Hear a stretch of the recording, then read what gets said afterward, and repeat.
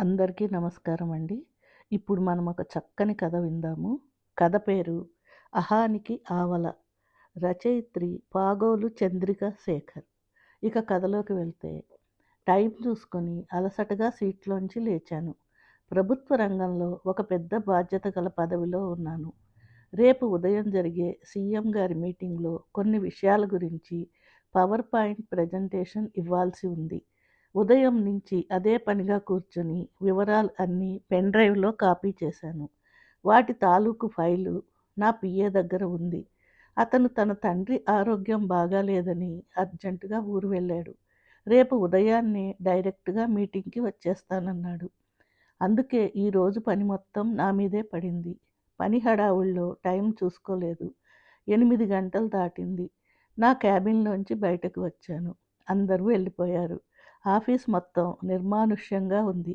Gate దగ్గర watchman నన్ను చూసి నమస్కారం చేశాడు. తలూపి కారు దగ్గరికి నడిచాను. బాగా మబ్బులు ముసిరి చల్లగాలి వీస్తోంది. ఎంతసేపు ప్రయత్నించినా కారు స్టార్ట్ అవ్వలేదు. విసుగొచ్చి లాక్ చేసి విషయం వాచ్మ్యాన్కి చెప్పి గేటు బయటకు నడిచాను.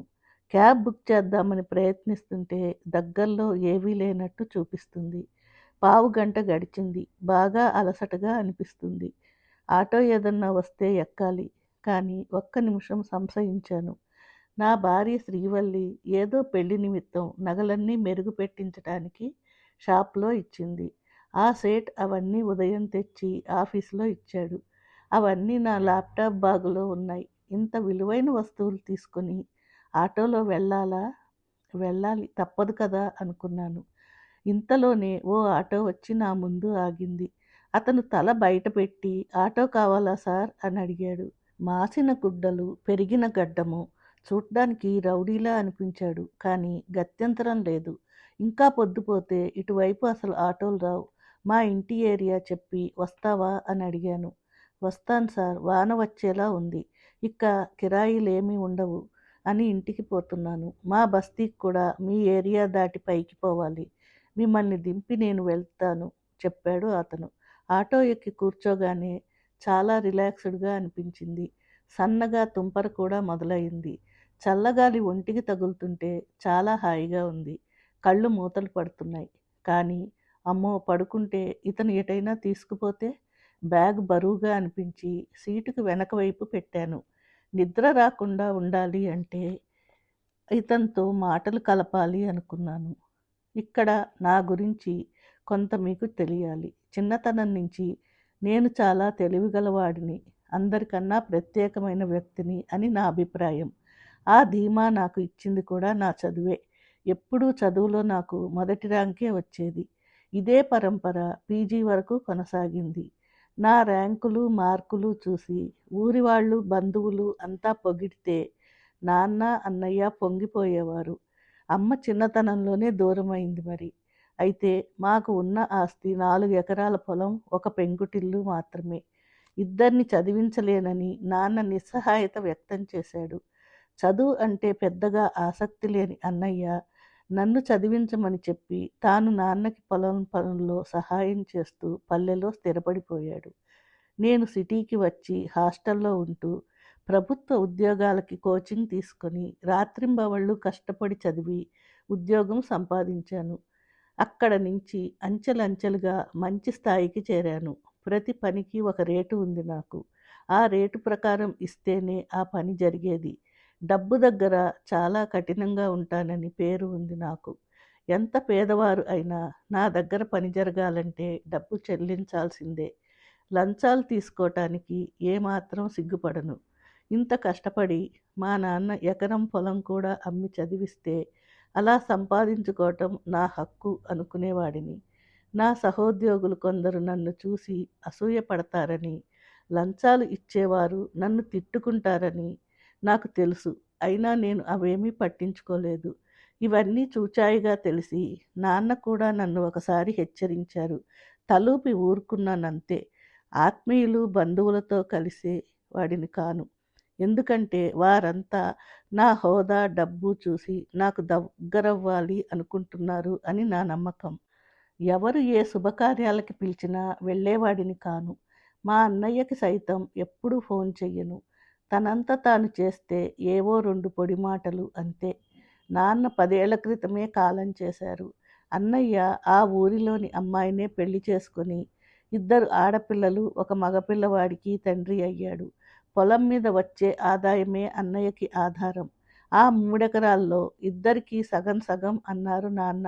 ఆ ప్రకారంగానే పంట డబ్బులు పంపేవాడు అన్నయ్య. నేను కూడా నా హక్కుగా తీసుకునేవాడిని. నా వాటానేగా నేను తీసుకుంటున్నాను. ఇంకా ఇంటిలో వాటా అడగలేదు. అది పూర్తిగా వాళ్ళకే వదిలేశాను కదా! అది నా ఉదారత అనిపించేది నాకు. కోచింగ్ సెంటర్లో పరిచయం అయింది శ్రీవల్లి. ఆమె వ్యక్తిత్వము, అందము చూసి ప్రేమించాను. అనాథ అని తెలిసి ఇష్టపడి పెళ్లి చేసుకున్నాను. కానీ ఎవరూ లేక అనాథాశ్రమంలో పెరిగిన ఆమెకి బంధువులు అంటే చాలా మక్కువ. అందరినీ కలుపుకోవాలని, అందరితో కలిసిపోవాలని చాలా ఆరాటపడేది. పెళ్ళి అయిన కొత్తల్లో నేను గట్టిగా హెచ్చరించడంతో ఆమె కూడా అందరికీ దూరంగా ఉండిపోయింది. అన్నయ్య, వదినలతో మాత్రం తరచూ కాల్ చేసి మాట్లాడేది. నేను అంతగా పట్టించుకోలేదు. నిన్ననే శ్రీవల్లి చెప్పింది, అన్నయ్య ఫోన్ చేశాడని, పెద్ద పిల్లకి మంచి సంబంధం వచ్చిందని, కట్న కానుకలు ఎక్కువ అడుగుతున్నారని. వెనుకాడుతున్నాను అని చెప్పాడట వల్లితో. నేను మౌనంగా విని ఊరుకున్నాను. కానీ ఏ స్పందన లేని నన్ను చూసిన శ్రీవల్లి ముఖంలో భావం నాకు పదే పదే గుర్తుకు వస్తుంది. ఆటో వేగంగా వెళ్తుంది. నీ పేరేమిటోయ్ పలకరించాను. దాసు సార్ వినయంగా చెప్పాడు అతను. ఎక్కడ ఉంటావు? ఏదో బస్తీ పేరు చెప్పాడు అతను. ఊరి చివర ఉండే చాలా పెద్ద బస్తీ అది. ఎందరు పిల్లలు? అడిగాను. 4 పిల్లలు సార్ చెప్పాడతను. నలుగురా? అన్నానని కాదు గాని నీకొచ్చే సంపాదనతో వీళ్ళని పోషించగలవా? అతిశయంగా అడిగాను. వాళ్లే కాదు సార్, మా ఇంట్లో మొత్తం 10 మందిమి ఉంటాం దాసు చెప్పాడు. 10 మందా? విస్మయంగా అడిగాను. అవును సార్, నేను, నా భార్య, నా 2 పిల్లలు, అన్నయ్య, వదిన, వాళ్ళ 2 పిల్లలు, మా అమ్మ, నాన్న అందరం కలిసే ఉంటాము చెప్పాడు దాసు. వీళ్ళంతా నీతోనే ఉంటారా? ఆశ్చర్యంగా అడిగాను. అవును సార్, అందరూ నా మీదే ఆధారపడ్డారు అన్నాడు దాసు. నాన్సెన్స్ మనసులోనే అనుకున్నాను. మా అమ్మా నాన్న పెద్దవాళ్ళు సార్, ఏమీ చెయ్యలేరు. అన్నయ్య ఇదివరకు లారీ మీద వెళ్ళేవాడు. యాక్సిడెంట్లో కాలు పోగొట్టుకొని ఇప్పుడు ఇంటి ముందే చిన్న బడ్డీ కొట్టు పెట్టుకున్నాడు. అన్నయ్య సంపాదించినప్పుడు వారు బాగానే ఉండేవారు వేరే చోట. అన్నయ్య కాలు పోయాక వారిని కూడా తెచ్చి నా దగ్గరే పెట్టుకున్నాను. పిల్లలు 4 గవర్నమెంట్ స్కూల్లో చదువుతున్నారు. మా వదిన, నా భార్య ఇంట్లో మిషన్ కుడతారు. ఏదో అలా జరిగిపోతుంది చెప్పాడు దాసు. అమ్మా నాన్న సరే, అన్నయ్య, వదిన ఏదో పని చేసుకుని బతుకుతారు కదా. ఈ రోజుల్లో ఎవరి కుటుంబాన్ని వారే పోషించడం కష్టం. అలాంటిది ఇంతమంది బాధ్యత అంటే మాటలా? నీ పిల్లల గురించి ఆలోచించావా? విసుగ్గా అన్నాను. తోడబుట్టిన వాడిని కష్టంలో ఎలా వదిలేస్తావు సార్? కొంచెం ఇబ్బందిగా ఉన్నా అందరం సంతోషంగానే ఉన్నాం. నా పిల్లలతోటే నా అన్న పిల్లలు. తోడబుట్టిన వాడిని అలా వాడి కర్మానికి వదిలేస్తే ఇక మనిషి పుట్టుక్కు అర్థమేమిటి సార్ అన్నాడు దాసు. ఎవరో చెంప మీద చెల్లున చరిచినట్టు అనిపించింది. ఛీ, ఏంటి మనుషులు అన్ని పనికిమాలిన థీరీలు చెప్తున్నాడు. ఇవన్నీ వాట్సాప్లో గుడ్ మార్నింగ్లకి కొటేషన్లు పెట్టుకోవటానికి తప్ప ఇక దేనికి పనికిరావు. మా అన్నయ్య కూడా అంతే. మగపిల్లవాడి కోసం 2 ఆడపిల్లల్ని కని ఇప్పుడు పెళ్లి చెయ్యలేక తిప్పలు పడుతున్నాడు. నేను చాలా ప్లాన్డ్గా ఒక అమ్మాయినే కని తనకి డిగ్రీ అవుతూనే మంచి సంబంధం చూసి పెళ్లి చేసి అమెరికా పంపేశాను. ఇంత సెంటిమెంటల్గా ఎలా ఉంటారో ఈ జనాలు. షిట్, చికాగ్గా మనసులోనే అనుకున్నాను. మా ఏరియాకి రాగానే నేను చెప్తుంటే ఆ గుర్తుల ప్రకారం ఇల్లు చేర్చాడు దాసు. ఆటో దిగి డబ్బులు ఇచ్చి వెళ్తుంటే ఉంటాను సార్, నమస్తే అని వెళ్ళిపోయాడు దాసు. లోపలికి వచ్చి అలసటగా సోఫాలో కూలబడ్డాను. లోపల మాత్రం ఏదో అంతర్మదనం. దాసు మాట్లాడినవి ఏవీ కూడా నాకు మింగుడు పట్టం లేదు. బయట వర్షం బాగా పెరిగింది. ఈదురుగాలులతో వాతావరణం భయానకంగా ఉంది. అలికిడికి లోపలున్న శ్రీవల్లి వచ్చింది. వచ్చారా? ఈ వానలో ఎలా వస్తారో అనుకుంటున్నా. ఫ్రెష్ అయి రండి. డిన్నర్ చేద్దాం. అవును, నగలు మీకు అప్పచెప్పాను అన్నాడు సేట్ కాల్ చేస్తే. ఆ బ్యాగ్ ఇటివ్వండి, లోపల పెడతా చెప్పింది శ్రీవల్లి. అప్పుడు స్పృహలోకి వచ్చి పక్కన చూశాను. బ్యాగ్, అవును నా బ్యాగ్ ఏది? ఏదో ఆలోచనలో పడి సీటు వెనుక పెట్టిన బ్యాగును తీసుకోవటం మర్చిపోయాను. ఎంత పని జరిగింది! అసలే ఇబ్బందుల్లో ఉన్నాడు దాసు. ఖచ్చితంగా ఆ బ్యాగ్ తీసేసి ఉంటాడు. అంత సొమ్ము ఎవరైనా వదులుతారా? అసలు ఈలోపు ఇంకెవరన్నా ఎక్కి ఉంటే? ఇదంతా ఒక ఎత్తు అయితే, రేపు సీఎం మీటింగ్లో ఇవ్వాల్సిన ప్రజెంటేషన్ వివరాలు మొత్తం కాపీ చేసిన పెన్ డ్రైవ్ కూడా అందులోనే ఉంది. వృత్తిపరంగా ఇది నాకు చాలా ఇబ్బందే. ఖచ్చితంగా పై అధికారులకు నేను సంజాయిషీ ఇచ్చుకోవాల్సి వస్తుంది. అవసరమైతే నాకు మెమో కూడా ఇస్తారు. ఇలా సమస్యలు వస్తాయి. కాసేపు మైండ్ అంతా బ్లాంక్ అయిపోయింది. బ్యాగ్ ఏదండి, కారులో ఉందా? అడుగుతుంది శ్రీవల్లి. విషయం అంతా తనకి చెప్పాను. తను కూడా చాలా దిగాలు పడింది. ఓలాలో బుక్ చేసుంటే కనీసం అతని నంబరైనా దొరికేది. ఇప్పుడు ఆ అవకాశమూ లేదు. అరగంటకి నా బుర్ర కాస్త పనిచేయడం మొదలుపెట్టింది. నాకు తెలిసిన డిపార్ట్మెంట్ ఆఫీసర్కి కాల్ చేశాను. విషయం వివరంగా చెప్పాను. అంతా విని అతను, సార్, ఆ డ్రైవర్ పేరు, ఆ బస్తీ పేరు తెలిస్తే చాలదు సార్. అది చాలా పెద్ద బస్తీ. ఈ రాత్రిలో, ఇంత గాలివానలో అక్కడుండే ఆటో డ్రైవర్స్ని గేదర్ చేయటం కష్టం. ఏదైనా రేపు ఉదయమే. ఆ ఏరియా ఊరికి 20 కిలోమీటర్ల దూరంలో ఉంది. నేను ఆ ఏరియా స్టేషన్కి ఇన్ఫామ్ చేస్తాను. అతను అప్పటికే అవి చూసుకొని ఎస్కేప్ అయితే మాత్రం కష్టమే చెప్పాడతను. ఫోన్ పెట్టేసి నిస్సత్తువుగా సోఫాలో కూర్చున్నాను. శ్రీవల్లి కూడా నా పక్కనే నా చెయ్యి పట్టుకొని కూర్చుంది. నీకు వచ్చేదాంతోనే సంతృప్తిగా గడుపు. అక్రమంగా వచ్చేదానికోసం ఆశపడకు. పరాయి సొమ్ము పాము వంటిదిరా శివ. నాన్న గొంతు వినపడుతోంది. ఒరేయ్ శివరాం, ఈ ముగ్గురు పిల్లలను ఒక దారి చెయ్యాలరా. ఆశగా నన్ను అర్థించిన అన్నయ్య మాటలు చెవిలో ప్రతిధ్వనిస్తున్నాయి. నేను డబ్బు సంపాదనలో పడి నా వాళ్ళని నిర్లక్ష్యం చేశానా? అదే నాకు శాపంగా మారిందా? ఆఖరి రోజుల్లో నాన్నని పట్టించుకోలేదు. అన్నయ్య ముగ్గురు పిల్లలతో ఎలా నెట్టుకొస్తున్నాడో అని నేను ఏ రోజు ఆలోచించలేదు. ఈరోజు నాకు కష్టం రాగానే అహం తగ్గి అయిన వాళ్ళందరూ గుర్తుకు వస్తున్నారా? మెదడంతా మొద్దుబారిపోయింది. అలా ఎంతసేపు ఉన్నానో తెలియదు. కాలింగ్ బెల్ మోగింది. రాత్రి 11 గంటలు దాటింది. ఈ సమయంలో ఎవరు అనుకుంటూ వెళ్ళి తలుపు తీశాను. వరండాలోని లైటు వెలుగులో తడిసి ముద్దై నిల్చుని ఉన్నాడు దాసు. నమస్తే సార్, మీ బ్యాగు ఆటోలో మర్చిపోయారు. నేను ఇంటికి వెళ్ళి ఆటో పార్కు చేస్తూ చూశాను. అందులో విలువైనవేమన్నా ఉంటే మీరు కంగారు పడతారు కదా అని మళ్ళీ వెంటనే వచ్చేశా అని పాత టవల్లో భద్రంగా చుట్టిన బ్యాగుని నాకు అందించాడు. నేను నమ్మలేనట్టు చూశాను. ఇది నాకు ఇంకో దెబ్బ. ఏమీ లేని దాసు కూడా అందిన వాటికి ఆశపడలేదా?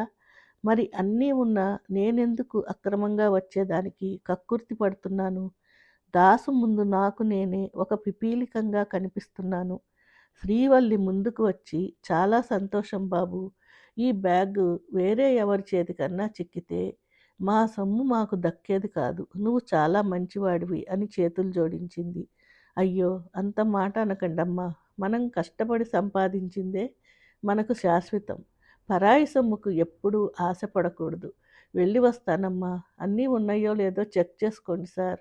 నమస్కారం చేసి వెళ్ళిపోయాడు దాసు. లోపలికి వచ్చి బ్యాగ్ తీసి చూసుకున్నాను.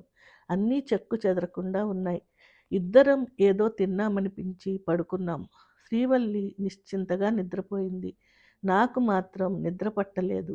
దాసు కన్నా నేను ఏ విధంగా ఎక్కువ? నన్ను నేను ప్రశ్నించుకుంటూనే ఉన్నాను. నా దగ్గర డబ్బు మాత్రమే ఉంది. దాసు దగ్గర అది తప్ప అన్నీ ఉన్నాయి. అయిన వాళ్లతో సంతోషంగా కలిసున్న అతనెక్కడా? అహంతో అందరికీ దూరంగా ఉండే నేనెక్కడా? ఎప్పుడో తెల్లవారుజామున నిద్ర పట్టింది నాకు. ఉదయమే లేచి అన్నయ్యకు కాల్ చేశాను. నా గొంతు వింటూనే అన్నయ్య ఆశ్చర్యపోయాడు. నాకు నేనుగా ఎప్పుడూ చేసి మాట్లాడనుగా మరి. ఏరా శివ, అంతా బాగానే ఉంది కదా? ఏమిటి ఇంత ఉదయాన్నే ఫోన్ చేశావు? అడిగాడు అన్నయ్య కంగారుగా. పక్కనే ఉన్న శ్రీవల్లి నా వైపు ప్రశ్నార్థకంగా చూస్తుంది. ఆమె ముఖంలో ఆశ్చర్యం కూడా కనిపిస్తుంది. అంతా బావుందన్నయ్య. వదినా పిల్లలు ఎక్కడ ఉన్నారు?